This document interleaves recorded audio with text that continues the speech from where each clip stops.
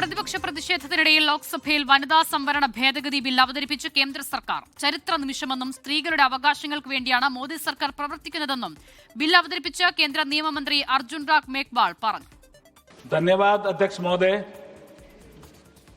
मैं आपकी अनुमति से ये प्रस्ताव करता हूं कि भारत के संविधान का और संशोधन करने वाले विधेयक संविधान 131वां संशोधन विधेयक 2026 को पूर्व स्थापित करने की अनुमति दी जाए. നിയമനിർമ്മാണ സഭകളിലെ സീറ്റെണ്ണം ഉയർത്തി വനിതാ സംവരണം നടപ്പിലാക്കാനുള്ള ബില്ലിനെതിരെ പ്രതിഷേധം കടുപ്പിക്കുകയാണ് പ്രതിപക്ഷം. ഭരണഘടനയ്ക്കെതിരാണ് നീക്കമെന്നും ബിൽ പിൻവലിക്കണമെന്നും പ്രതിപക്ഷം ആവശ്യപ്പെട്ടു. You know about the Indian people mindset. You are scared of 2029 election. You want an escape route to cover up the 2029. That's why you bring the anti-constitutional bill.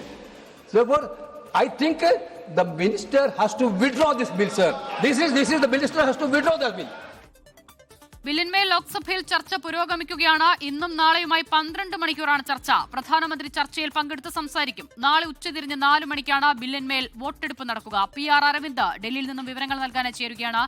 Aravind, ഈ മണ്ഡല പുനർനിർണയത്തിന്റെ മറവിൽ വനിതാ സംവരണ ബില്ല് കൂടി നടപ്പിലാക്കാനുള്ള നീക്കത്തിനെതിരാണ് പ്രതിപക്ഷത്തിന്റെ വലിയ പ്രതിഷേധം. ഒരുപാട് ആശങ്കകൾ ഉണ്ടായിരുന്നു ആ വിഷയത്തിൽ. ആ നിലയിലുള്ളൊരു മറുപടി കേന്ദ്ര സർക്കാരിന്റെ ഭാഗത്തുനിന്ന് ഉണ്ടായിട്ടുണ്ടോ? ചർച്ച എങ്ങനെ പുരോഗമിക്കുന്നു?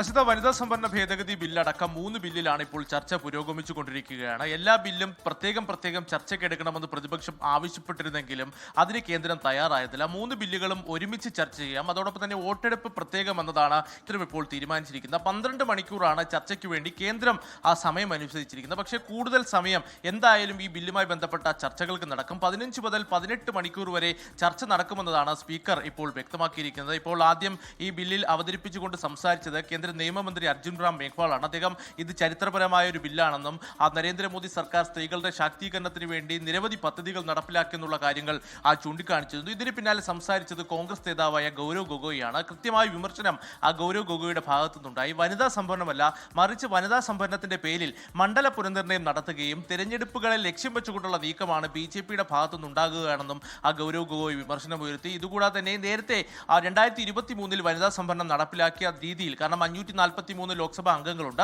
ആ നിലയിൽ തന്നെ വനിതാ സംവരണം നടത്തിയാൽ പോരെ എന്ന ചോദ്യം കൂടി ഇപ്പോൾ കോൺഗ്രസ് ഉയർത്തുകയാണ്. ഇതിനെ ഖണ്ഡിച്ചുകൊണ്ട് രംഗത്ത് വന്നത് BJP നേതാവായ തേജസ്വി സൂര്യയാണ്. ദക്ഷിണേന്ത്യൻ സംസ്ഥാനങ്ങളെ ഇത്തരത്തിൽ തെറ്റിദ്ധരിപ്പിക്കുകയാണ്, DMK വിഭജന രാഷ്ട്രീയങ്ങൾ കളിക്കുന്നുവെന്നടക്കമുള്ള ഒരു വിമർശനമാണ് തേജസ്വി സൂര്യയുടെ ഭാഗത്തു നിന്നുണ്ടായത്. ഇതുകൂടാതെ തന്നെ കേരളമടക്കമുള്ള സംസ്ഥാനങ്ങൾക്ക് ഇപ്പോൾ നിലവിൽ ഈ ഭേദഗതി അനുസരിച്ച് മണ്ഡല പുനർനിർണയം നടത്തുകയും വനിതാ സംവരണം നടപ്പിലാക്കിയാലും സീറ്റുകളുടെ എണ്ണം വർദ്ധിക്കും എന്നതാണ് BJP ഒരു വാദം ഉന്നയിച്ചിരിക്കുന്നത്.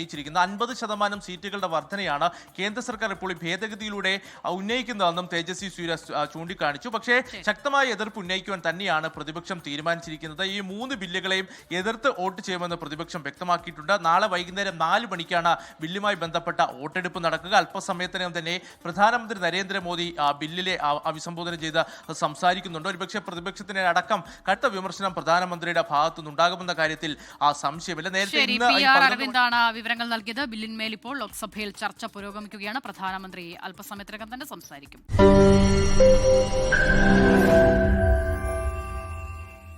ലോകത്തെവിടെയായാലും ഏത് സമയത്തും 24 വാർത്തകളും ഓഗ്മെന്റഡ് റിയാലിറ്റി പാക്കേജുകളും എക്സ്പ്ലെയിനറുകളും വിശദമായി കാണാൻ ഞങ്ങളുടെ YouTube ചാനൽ നിങ്ങൾക്ക് സബ്സ്ക്രൈബ് ചെയ്യാം.